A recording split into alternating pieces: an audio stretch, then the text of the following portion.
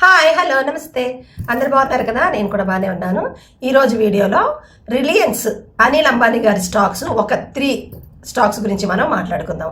ఈ మధ్య ఆ స్టాక్స్ చాలా వరకు పెరిగినాయి. అంటే ఒక 2 స్టాక్స్ మాత్రం 143% ఒక 3 monthsలోనే అంత పెరిగిందనమాట. మరి ఇలా పెరగడానికి కారణం ఏంటో అనేది వీడియోలో తెలుసుకుందాము, ఓకేనా. అలాగే మరి ఈ యొక్క స్టాక్స్ ఫండమెంటల్ ఎలా ఉన్నాయి, ఫ్యూచర్ ప్రాజెక్ట్స్ ఏంటి, తర్వాత మరి ఎంట్రీస్ తీసుకోవచ్చా లేదా, టార్గెట్స్ ఏంటి అనేది ఇది పూర్తిగా అనలైజ్ చేసి మీ ముందుకు నేను తీసుకురావడం జరిగిందనమాట. ఈ వీడియోని తప్పకుండా లాస్ట్ వరకు చూడండి. ఎందుకంటే మీకు అన్ని విషయాలు తెలుసుకున్న తర్వాతే మీరు పెట్టుబడులు పెట్టడానికి అంటే ఇన్వెస్ట్ చేయడానికి మంచి అవకాశం ఉంటుందన్నమాట. ఈ మధ్య మీరు చూస్తూ ఉన్నారు కదా, ఆ యుద్ధాల వల్ల చాలా వరకు స్టాక్ మార్కెట్ పడిపోతూ ఉంది. ఒక్కొక్కసారి అయితే అది పడాలా వద్దా లెగుస్తుందా దానికే తెలియట్లేదు అనమాట. ఒక్కొక్కసారి ప్రాఫిట్లో ఉంటున్నాము, సడన్గా మళ్ళీ మార్కెట్ పడిపోతూ ఉందన్నమాట. ఇలాంటి ఒడిదుడుకులకి మనం ఏం భయపడాల్సిన అవసరం లేదు. ఇలాంటివి చాలా వచ్చినాయి గతంలో. అయినా మార్కెట్ పుంజుకుంటానే ఉంటుంది. కొన్ని సమస్యలు అనేవి కొన్ని రోజులు మాత్రమే ఉంటాయి కాబట్టి మనం ఎప్పుడు కూడా మంచి స్టాక్స్ను చూసి వెతుక్కొని మన వాచ్ లిస్ట్లో పెట్టుకొని ఇన్వెస్ట్మెంట్ చేసుకోవటానికి ఎప్పుడైతే స్టాక్ ధర తగ్గుతుందో అప్పుడు మనం రెడీగా ఎంట్రీ తీసుకోవడానికి ఉండాలన్నమాట. మరి అనిల్ అంబానీ గారి యొక్క ఆ 3 స్టాక్స్ ఏంటో తెలుసుకునే ముందు మీరెవరన్నా కొత్తగా నా ఛానల్ చూస్తూ ఉన్నట్లయితే సబ్స్క్రైబ్ చేయండి. అలాగే ఇంకా లైక్ కొట్టండి. లైక్ వల్ల ఇంకా కొంతమంది ఇన్వెస్టర్స్కి ఈ వీడియో చేరుతుంది అనమాట, ఓకేనా. మరి ఇప్పుడు మనం ఆ స్టాక్స్ ఏంటో తెలుసుకుందాం. మరి ఈ 3 స్టాక్స్ కూడా ఇంతగా పెరగడానికి ఏంటంటే ఈ 3 స్టాక్స్లో కూడా బలహీనతల కన్నా బలాలే ఎక్కువగా ఉండడం వల్ల ఈ స్టాక్స్ పెరగడం జరిగిందనమాట. ముఖ్యంగా వచ్చి వాళ్ళకున్న అప్పులను తీర్చుకోవడం, కొన్ని స్టాక్స్లో అప్పులు పూర్తిగా తీరిపోవడం, అలాగే మెరుగైన లాభాలని ఈ స్టాక్స్ పొందడం, ప్రమోట్స్ యొక్క ప్లెడ్జ్ లేకపోవడం, తర్వాత వచ్చి మన ఇన్వెస్టర్స్కి విశ్వాసాన్ని ఎక్కువగా పెంచుకోవడం ఈ రిలయన్స్ స్టాక్స్ అనేవి జరిగిందనమాట ఈ మధ్య. దానివల్ల ఈ స్టాక్స్ ఎక్కువగా పెరిగినాయి అనమాట. మొదటి స్టాక్ వచ్చి రిలయన్స్ పవర్ గురించి ఇప్పుడు మనం తెలుసుకుందాం.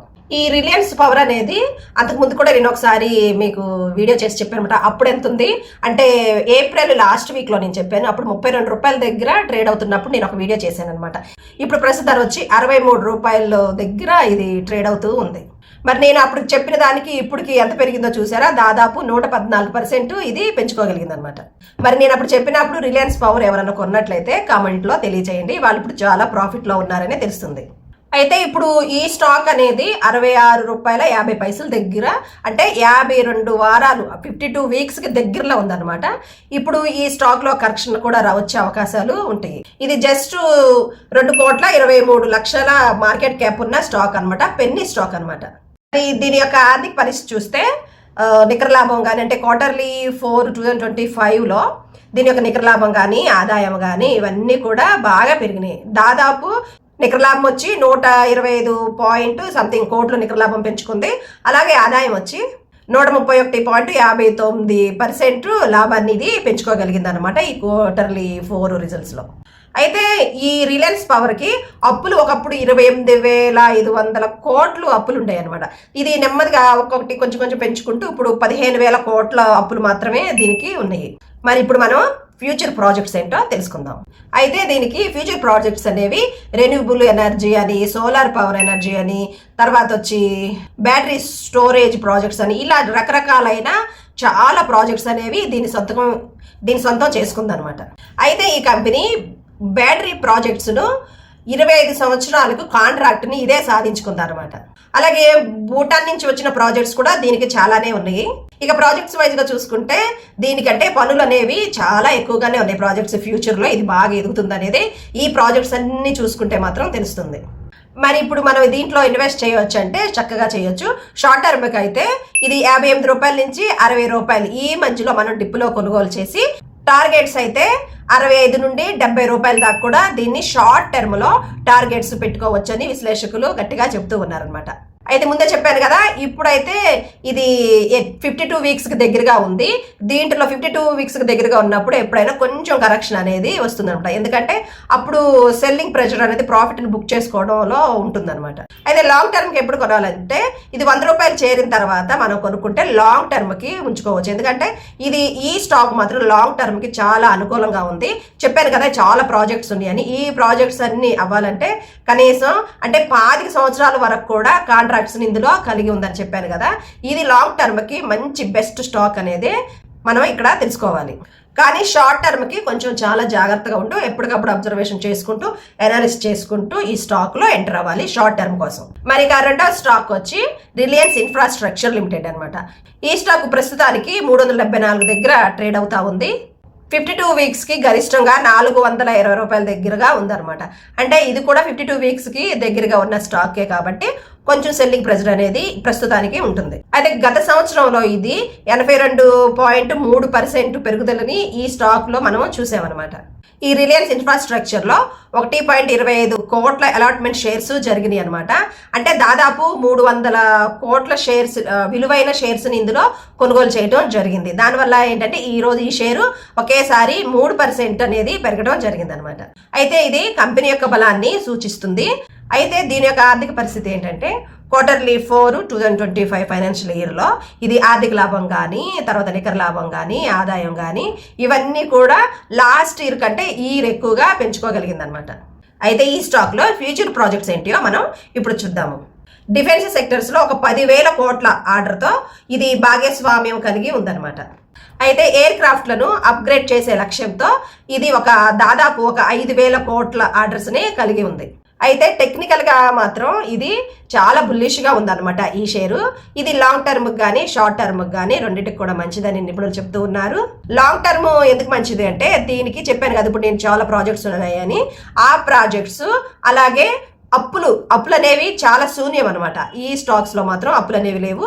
అలాగే ప్రాజెక్ట్స్ చూసుకుంటే చాలా మంచి ప్రాజెక్ట్స్ ఉన్నాయి కాబట్టి ఇది లాంగ్ టర్మ్కి చాలా మంచిదని విశ్లేషకులు సూచిస్తూ ఉన్నారనమాట.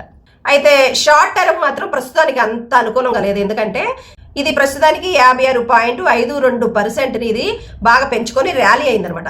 దానివల్ల ఏంటంటే ఇప్పుడు ఎప్పుడన్నా మనం ఒక షేర్ బాగా ప్రాఫిట్ ఇచ్చిందనుకో ఆ ప్రాఫిట్ని ఎప్పుడు కూడా ఇన్వెస్టర్స్ సెల్లింగ్ చేసుకుంటూనే ఉంటారనమాట. ఆ ప్రాఫిట్ని బుక్ చేసుకోవడంలో ఉంటారు కాబట్టి ఈ షార్ట్ టర్మ్ తీసుకునేటప్పుడు మాత్రం కొంచెం జాగ్రత్తగా ఉండాలి. అయితే షార్ట్ టర్మ్లో ఒకవేళ మీరు ఎంట్రీ లెవెల్స్ తీసుకోవాలనుకుంటే 310 రూపాయల నుంచి 350 రూపాయలు ఈ మధ్యలో మీరు ఒకవేళ షార్ట్ టర్మ్కి ఇది ఎంట్రీ అవ్వచ్చు అనమాట. అయితే షార్ట్ టర్మ్ టార్గెట్స్ వచ్చి 410 నుంచి 420 లోపు ఈ మధ్యలోనే ఉండొచ్చు అని చాలా మంది విశ్లేషకులు చెప్పడం జరిగింది. అయితే ఈ స్టాక్ లో మాత్రం లాంగ్ టర్మ్ కి మంచి అవకాశం అనమాట. ఎవరైనా ఎంటర్ అవ్వచ్చు.